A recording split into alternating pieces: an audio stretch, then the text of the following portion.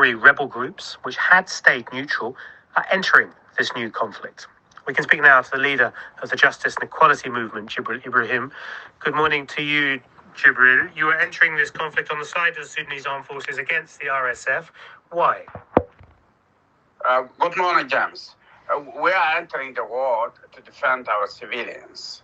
Actually, the war is targeting civilians all over the Sudan and Darfur in particular. Of course, what happened to the governor of the Western Darfur was people being buried alive in Janina, people killed in hundreds or thousands in Niala, and the rest of parts of the country. So now we felt that it is not just a matter of the war is now targeting civilians in Darfur, but it's also the danger of Sudan being divided into two, like the Libyan example is imminent. So we have to make sure that Sudan is not going to be divided into two or three, as has been done in other places.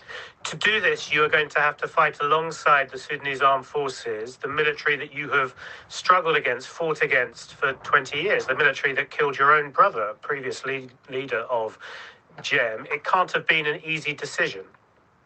Well, it was not easy, and that's why it took 7 months before we make that decision. But at the end, we made peace with the same force that we fought with, and the Rapid Support Forces was also part of the military and was subsidiary to it. Most of them are from Darfur as well, so they are my countrymen, but they are at the forehead of fighting us, killing our own people. So the matter is whether we have to keep Sudan united. The matter is whether we have to protect our civilians and make sure that that civilians are safe. From the very beginning, we created a joint force from the different movements. That joint force did a good job in escorting relief as well as commercial goods from the center of Sudan to Darfur and Kordofan. And now, when the RSF decided to attack major cities in Darfur and the capital of Darfur, which is Al-Fashir, felt that then they are going to plan B, which is to divide the country into two. We have seen in recent weeks, then, as you say, the RSF take over Nyala, the second biggest city in the whole country, I think, by population, Janina, and making threats, certainly on Al-Fashir in North Darfur.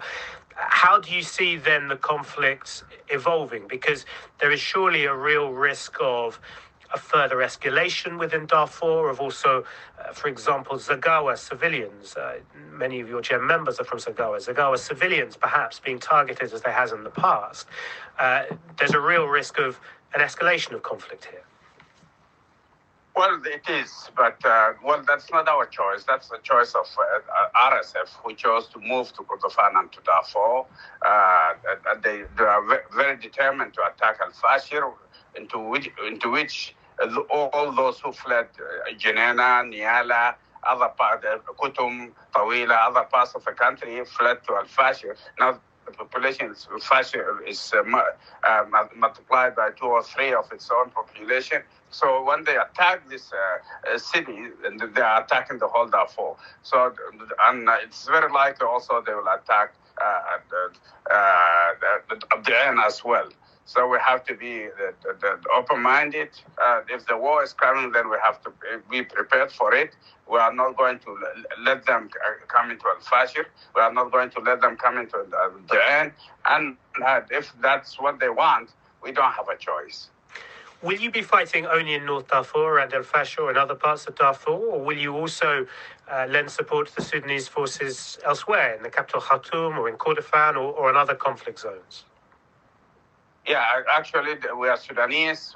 Whenever a Sudanese civilian is targeted, we have to defend him, regardless of his territorial belongings. So we have to make sure that civilians are protected. We can't claim to have enough forces or enough the war wear to say to protect the whole Sudan. We don't have that. But as much as we can, we will try our best to protect all civilians all over the Sudan. You also accuse the RSF of getting support from Chad, and I know that you have good contacts within Chad. What are you potentially going to do to address that issue? Well, we have talked to the president of Chad, and we keep talking to our people in Chad that this is not for their benefit. Chad is the second target of the RSF, and the RSF is planning to create a tribal empire all over the area. So it's not a matter of Sudan, but it's going all the way to Niger, to other parts of the continent. So they have to be careful about helping such a militia. We made this clear to them, and we are going to talk to all the parties who are supporting the RSF. Ibrahim, thank you very much indeed, the leader of the Darfuri Armed Movement, the Justice and Equality Movement.